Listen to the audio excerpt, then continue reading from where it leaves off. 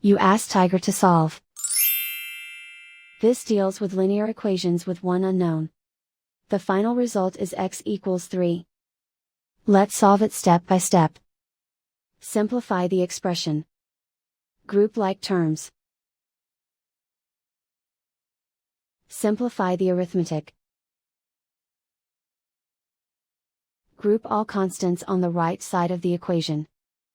Subtract 5 from both sides.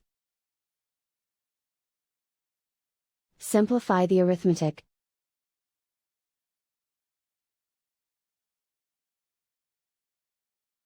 Isolate the x. Divide both sides by -2. Cancel out the negatives. Simplify the fraction. Cancel out the negatives. Find the greatest common factor of the numerator and denominator. Factor out and cancel the greatest common factor. And so the final result is x equals 3.